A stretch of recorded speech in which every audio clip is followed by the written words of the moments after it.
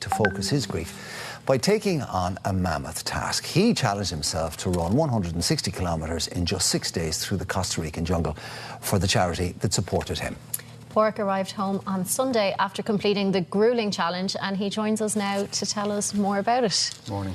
Morning, sir. Welcome back. Thank you very much. Happy New Year to you. And sorry for your loss, by the way. Do you want to... I don't want to tear the wound open again, so to speak, but do you want to tell us what exactly happened to you? It's not much of a wound now. I've been lucky enough to heal it. So, just over in June of 2017, I lost my stepfather through a tragic road accident down in Waterford. I'd only got previously married 2 weeks before that. So we arrived home and then we got the news that there was a crash down in Waterford, and my stepfather of 22 years had lost his life. Then within a short space of time, a couple of months later, Mum, who had been recovered from cancer, unfortunately cancer rose its head again. She was advised of an operation, went in. Unfortunately, after complications from the lung removal, we lost her a couple of days later after the operation in James's Hospital here in Dublin. And from then, it was more or less, from someone who's supposed to be dealing with trauma all the time, I probably descended into a dark hole myself. You're trying to be the person that's in the uniform, trying to look after your family, your friends, and you forget about yourself. So I descended into a dark hole, as I call it. I would have been going out walking most days, angry with myself.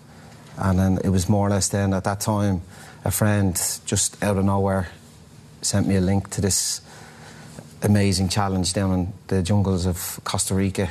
And with that, then I said, listen, I need to get the runners back on, go back outside and do something with myself, and got training again and decided this is it, yeah. I'll do one extreme to the other.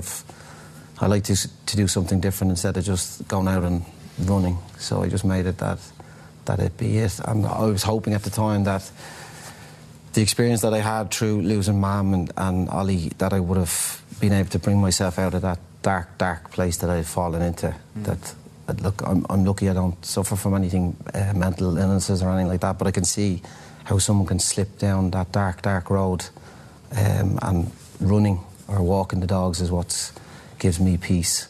So I decided, you know, in memory of them, that I would go down, take on this challenge and see how it goes. Because if I had told my mum, listen, I'm heading off to Costa Rica now for 6 days to run in the jungle, like any typical Irish mum would have just went, that's not happening. There's no way you're going to Costa Rica. So it almost became your survival, obviously such two big lands in such a short space of time, and the runners became your survival technique in a way.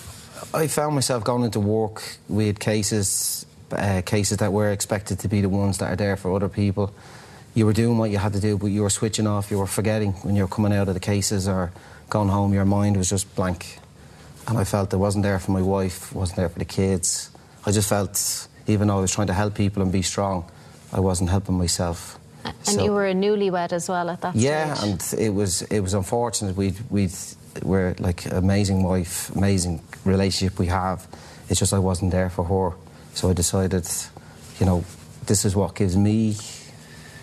Padraig, it's interesting, right, because we were having a discussion just before we started the interview about, you know, of all the emergency services, I think it's probably fair to say that ambulance men and the fire brigade see the absolute worst of it. And not alone do you see the absolute worst of it, but you're also the people who have to clean up after it. And sometimes it is beyond description what you have to deal with.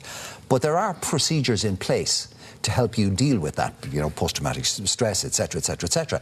So professionally, you're in an environment which is geared to help you deal with that kind of trauma, but it didn't actually work for you personally this time, did it? No, it didn't, and that's, even though I was even in that interim of losing Mum and Ollie, I was still trying to help others, and I knew what I was saying was the right thing to do. But we're all great at telling other people what to do, but taking our own medicine, it doesn't exist. And it just, even though you were there... It just goes to show you that nobody is invulnerable. No. Nobody is invincible in this situation. No, and listen, everyone in the fire brigade have been brilliant to me, family, friends, everyone was there putting their arm out. You know, you okay, Padraig, everything okay, if you need anything, give us a shout. But you don't hear that. It's there, but it's not there. So it's it's very hard to listen to people, even though they do mean the best in the world to you. It's just you're hearing it, but you're not taking it in. Yeah, because as firefighters, we all think of you and know you as heroes and superheroes. And, you know, we've heard over the last few days about what was done in the Carrick Mines fire.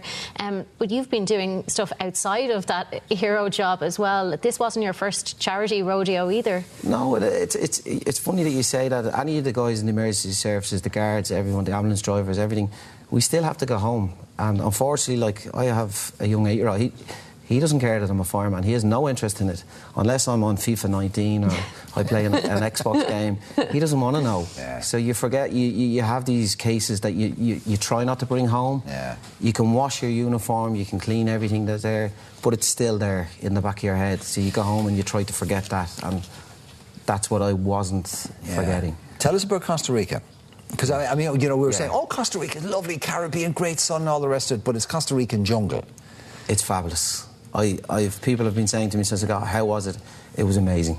I didn't know what to expect, because I just said to myself, I'll go, see what it's like. It'll be running, it'll be fine, tip along, catch up, you know. But the country itself is just amazing. Spectacularly beautiful, but not ideal for running. For 7 hours a day, was it? Primarily we were up at 5, half 5, having breakfast, and then we were on the road within half an hour or 45 minutes, because we had to get to certain points within certain days. And then, as you know, over there's certain rivers you have to cross at certain times of the day. And they're up very early in the morning. They're working. You weren't running in the middle of the day, were you, Padraig? There was 2 days we did have to run because we were up so high. What time of temperatures? I didn't want to ask, but at one stage, on day 2, I had hit the wall. It was immense, and I just asked by any chance what the temperature was, and he just said to me, oh, it's 27. And then I looked at the watch and checked. It was up to 36 degrees at one stage. And you're running for hours. Yeah. Now, run, walk. If you had to walk a little bit, there was a bit of bushwhacking. We had to go off trail because fallen trees, debris, and... You see, that all looks gorgeous there now when you see that, right? Fabulous. But, yeah, like about 20 yards right, there's undergrowth, and there's snakes, and there's spiders, and there's things that do nasty things to you if they get their fangs in you. And that's the funny thing. We were running along, and you were concentrating on your running, watching your steps, and then the trail runner make sure you lift your head every once in a while. And they're like snakes. The snakes were hanging out of the trees. Oh, so you weren't just worried about what was down on the ground, you were worried about what was coming? Yeah, like these guys are running in front of you with machetes. I hope people gave you lots of money to do this for the charity of your choice. No, well, that's the funny thing. I haven't really done it in a sense to fundraise. I think people are sick of me kind of fundraising. I did it more for awareness for the charity. And the charity is, by the way, mentioned it. It's Crumlin Children's Hospital. As I said, everything that was going on in that last year, the people that I've met through the fundraising, and even the guys in the office, they were the first ones that reached out to me. They were the ones that asked me, do you want to come to the Phoenix Park, go for a run, invited me in, and to go into the hospital even and to see what the work they do. It was just, it was uplifting for me. So I just said to myself and the girls in the office, I'd like to do it to raise awareness for Crumlin, and in relation then just for mental health in a sense, to just don't be afraid. By the way, what altitude were you running at here? Because Costa Rica's... I did not think there was any mountains in Costa Rica. 3,000 metres above sea level, isn't it? That's 10,000 feet. We thought it was 3,450 metres was the highest we went. But at one stage we went to 3,800 metres. So that's above altitude sickness level, which kicks in around, what, 3,000 metres, 10,000 feet? Yeah, so you're talking heat, altitude, which we were talking about last week about the headaches and the brain slowdown you get. Snakes, 7 hours running a day. Yeah. All on a diet of rice? Yeah, rice and beans. Now, I've seen the celebrity get me out of here, and I've always wondered, like, rice and beans, but when they handed to you that in the morning and for lunch and dinner, you're just looking at it going, really? Yeah, thanks. But the tropical fruits were fantastic. It was amazing because I don't think I kind of get it across in the photographs. We didn't stay in hotels. We stayed in local family houses. Like at one stage, day 1, we were in a farm. They just moved the cattle out the night before and brought these planks of wood in and made us beds, and we slept there. And you're kind of day 1 just going, what have I done? Well, I'm delighted, we're delighted that you came to talk to us, and hopefully you have raised the awareness, and I think people will be interested to go check out why you did it and what help you got from doing it. So thanks very much, and congratulations. And it's okay to talk. Yeah. It is okay, exactly. Hashtag or whatever way you want to say it is okay to talk. Very often we need to talk. We do.